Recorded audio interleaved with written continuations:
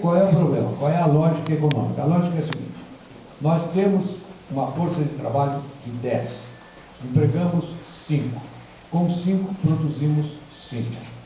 Bom, se eu tenho trabalhando todo mundo 8 horas e levando um bom tempo para chegar em casa, eu não sei quanto é que demora o cidadão que trabalha aqui para chegar de volta lá no Sobradinho, para chegar de volta lá em Ceilândia, eu não sei quanto tempo, Tabatinga, etc. Quanto tempo demora.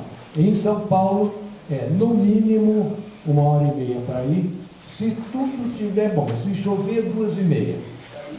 Entendeu? E 1h30 para voltar. Então é 8 horas, mais 2 horas 10, mais 2 horas 12. A coitada da mulher ainda tem mais o expediente da comida para o marido e para os filhos. Quer dizer, que hora que essa pessoa vive? Então a lógica é a seguinte: pega essas pessoas, põe naqueles lugares, sem diminuição de salário, sem diminuição de salário, sem redução de salário. O que vai acontecer? Vai acontecer que você vai aumentar a demanda de uma maneira extraordinária. Na medida que você aumenta a demanda, você vai usar as máquinas que são ociosas e você não tem inflação nenhuma. E no limite, tem que reduzir a margem de lucro do empresário. O empresário, quando ele produz, ele tem um custo. O custo da matéria-prima, o custo da depreciação do investimento que ele fez, né? O custo dele, né? E depois ele tem uma margem para reinvestimento, que é para repor, para ampliar, etc. E finalmente ele tem a margem de lucro. No Brasil, a margem das nossas empresas é a maior do mundo. Pode reduzir, sem nenhum problema.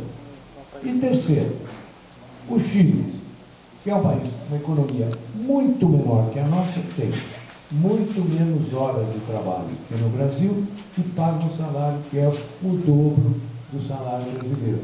Ora, se o Chile pode, nós não podemos? Não. Mas eu não defendo até por isso, não. Eu defendo por uma outra razão. Nós existimos para viver. Nós existimos para explorar os potenciais da nossa existência. A alegria da vida está em desenvolver o que nós podemos fazer, em realizar aquilo que nos dá prazer. Então, é preciso que o homem tenha hora para ouvir música. É preciso que ele tenha hora para jogar conversa fora. É preciso que ele tenha hora para cuidar dos filhos dele, da mulher dele, dos amigos dele. Então, isso é que é fundamental. Isso é que nós temos que gravar no país.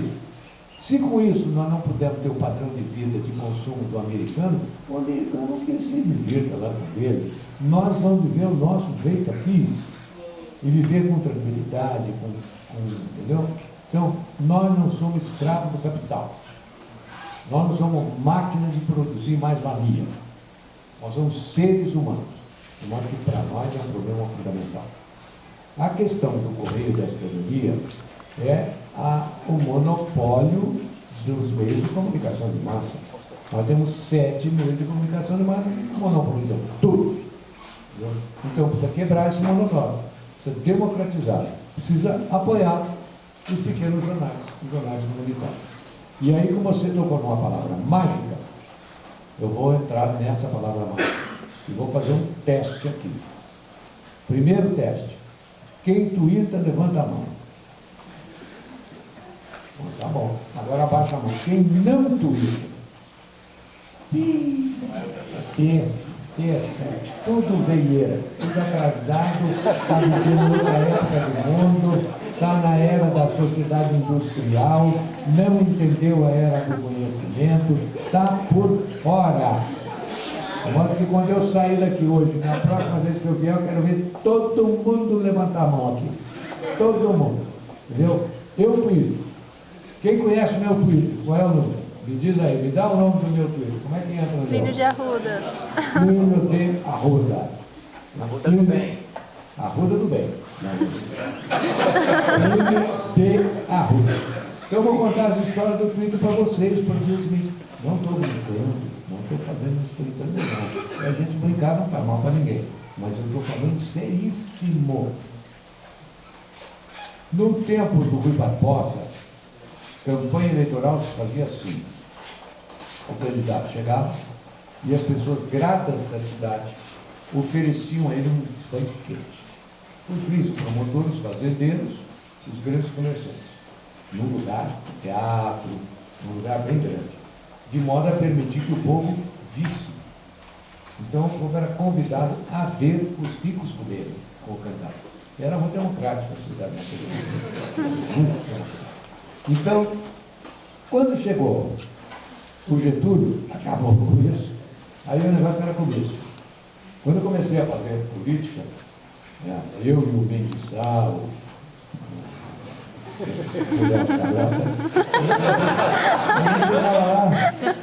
a gente chegava lá e dizia, senhora, está ruim o Ibope lá em Sapopemba está ruim. Faz o comício da manhã. O Rio Carbição, no dia seguinte, você ia lá, tinha 10 mil pessoas. Por quê? Porque não tinha televisão, não tinha novidade, não tinha nenhuma atração. Então a atração era ver os caras falar lá, juntava a gente. A televisão acabou com isso. Hoje é a televisão que resolve. Mas a próxima vai ser o Twitter. A próxima é o Twitter.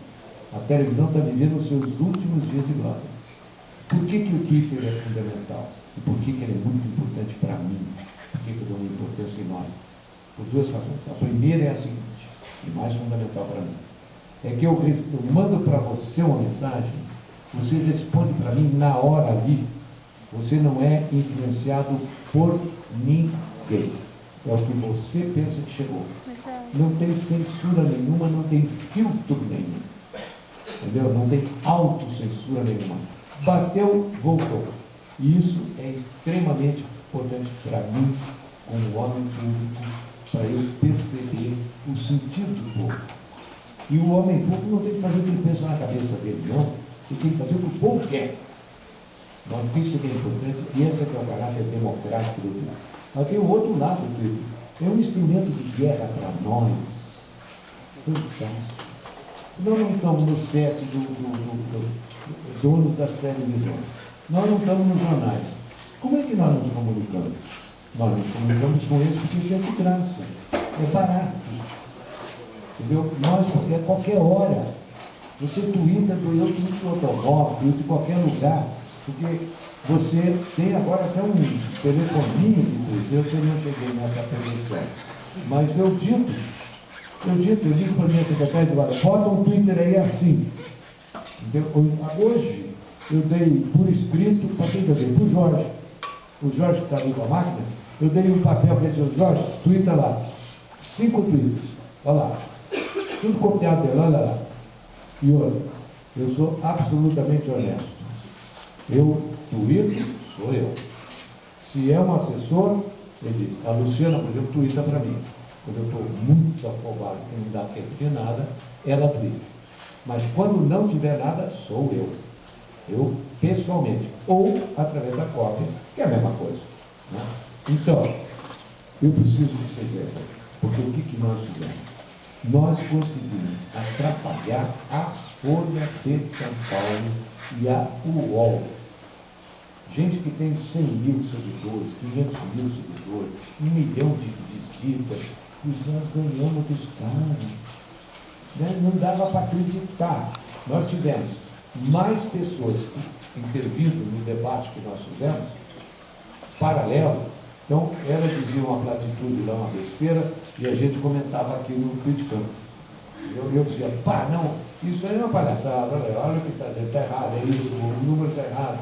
Bom, nós conseguimos 2.500, eles conseguiram 1.800 e tanto na melhor hora. Resultado, nós tiramos o segundo nome tuitado no Brasil e o 8º ou 9º no mundo. No mundo. Então, isso não é para a gente jogar fora. Essa campanha tem que seguir essa linha. Eu preciso de vocês nesse nível. E mais, sabe que a gente já vai conseguir identificar as pessoas? Eu cheguei e falei, você me twitta, né? Porque eu vi a cara do Twitter. É fantástico. É um negócio de louco. Entendeu? Então, eu queria pedir a você, agora eu vou fazer uma coisa. Existe uma coisa chamada criticando, que consiste no seguinte: você pega uma câmerazinha dessa aí e você fala com o pessoal. Então, o meu pessoal está estudando, o pessoal está estudando, entendeu? Para a gente fazer um criticando talvez semanal, talvez diário. Nós estamos estudando a possibilidade de todo dia ter uma hora, o que seria uma espécie de jornal da campanha do PSOL. Jornal da campanha do PSOL. Por exemplo, um dia eu posso botar o Toninho falando. Entendeu? Um dia eu posso botar a Maninha falando. O Ivan Valente.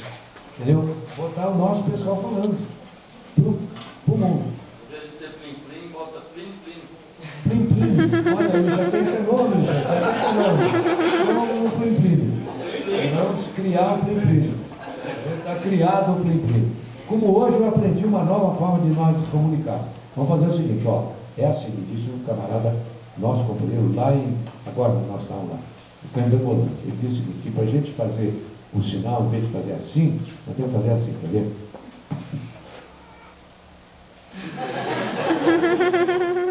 Então nós vamos inovar nessa campanha, nós vamos ser a novidade dela, nós vamos ser a mocidade dela.